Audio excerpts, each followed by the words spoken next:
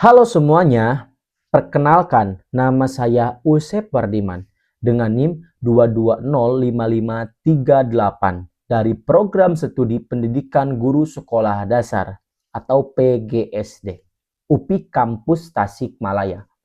Di sini saya akan menjelaskan sedikit perihal modul ajar yang telah saya buat untuk memenuhi tugas ujian kualifikasi. Dari modul yang saya buat, saya akan jelaskan dan paparkan perihal apa-apa saja yang penting dari modul-modul ini. Saya akan jelaskan untuk modul ajar yang telah saya buat di mata pelajaran Bahasa Indonesia kelas 1 SD atau fase A. Untuk temanya sendiri di sekitar rumah. Tentunya, tujuan umum dari pembuatan modul ajar ini dirancang itu sebagai perangkat pembelajaran inovatif untuk mengembangkan kemampuan dasar literasi bahasa Indonesia siswa kelas 1 sekolah dasar melalui konteks kehidupan nyata di sekitar mereka. Karena temanya pun di sekitar rumah. Jadi nyata dan faktual yang telah anak-anak lihat. Melalui pembelajaran ini, siswa diharapkan mampu yang pertama nih, mendengarkan dan memahami informasi sederhana dari guru atau media audio. Yang kedua, menunjukkan pemahaman terhadap konsep lingkungan di sekitar rumah. Yang ketiga, melatih kemampuan berbicara dan kerjasama dalam kelompok. Dan yang keempat, mengembangkan sikap gotong royong, mandiri, dan komunikatif sebagai profil pelajar Pancasila. Serta itu kita akan analisis masalah nih dari pembelajaran yang ada di SD ini. Pada praktik di lapangan, ditemukan beberapa permasalahan pembelajaran bahasa Indonesia di kelas rendah. Atau kita sebutnya di kelas fase A lah. Antara lain nih, siswa kesulitan memahami makna teks atau instruksi lisan karena kurang terlatih menjadi pendengar yang aktif. Yang selanjutnya, materi yang disampaikan guru masih bersifat abstrak, tidak dikaitkan dengan pengalaman konkret anak. Nah, ini nih yang jadi PR bagi guru-guru sekarang tuh masih susah dalam menyatakan atau menjelaskan supaya anak itu ngerti gitu kan dengan konkret dan jelas. Masih bentuknya tuh abstrak. Dari modul ini kita bisa pahami bersama. Yang selanjutnya, guru kurang memanfaatkan media digital dan LKPD kontekstual sehingga siswa cepat bosan. Jadi hanya bentuknya satu arah, ceramah saja, kurang inovatif dan kurang pengembangan dalam modul ajarnya. Selanjutnya nih, aktivitas belajar cenderung satu arah atau guru yang dominan. Guru terus mengobrol, terus cerita, terus ceramah tanpa ada umpan balik dari siswanya. Jadi itu yang buat bosan dan situ tuh kurang menangkap apa yang telah dipelajari mereka.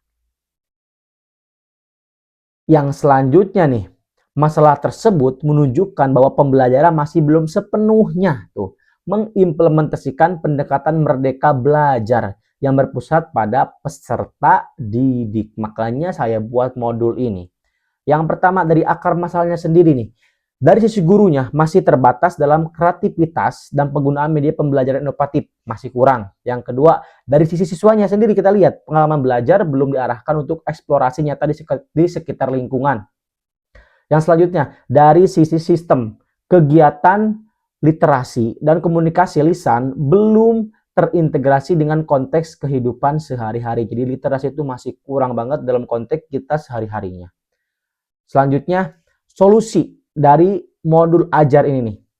Modul ini mengusung pendekatan cooperative learning. Jadi pendekatannya menggunakan cooperative learning atau pembelajaran kooperatif yang menekankan kerjasama, komunikasi, dan keterlibatan aktif siswa. Jadi yang kita lihat itu adanya kerjasama dari mereka, serta komunikasi antar kelompok dan antar siswa itu. Yang terakhir, ada keterlibatan aktif. Jadi itu bakal aktif, mereka itu saling kerjasama, saling berkomunikasi dengan baik.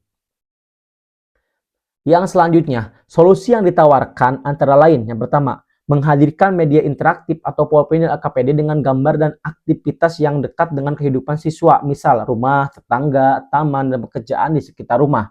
Selanjutnya, pembelajaran berbasis kelompok kecil agar siswa saling berdiskusi dan belajar dari teman. Yang ketiga, kegiatan apresiasi dan refleksi agar siswa mampu mengaitkan pengalaman pribadi dengan materi. Yang keempat, pemberian apresiasi dan reward untuk memotivasi siswa secara positif.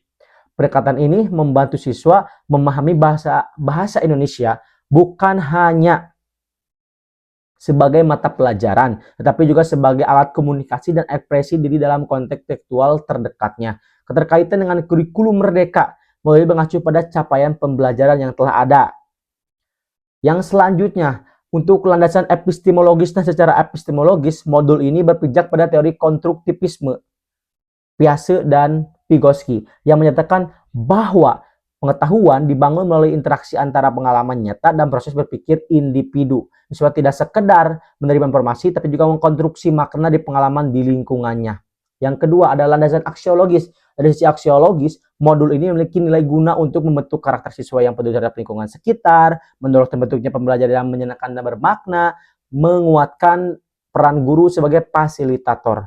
Refleksi dari pengembangan modul ini merancang pembelajaran relevan dan konteks kehidupan siswa, mengintegrasikan teknologi sederhana PowerPoint KPD digital dalam kegiatan belajar, dan terakhir melatih kemampuan berpikir kritis, reflektif, dan kolaboratif dalam proses merancang pembelajaran. Mungkin itu yang dapat saya sampaikan perihal modul yang telah saya buat. Sekian, wassalamualaikum warahmatullahi wabarakatuh.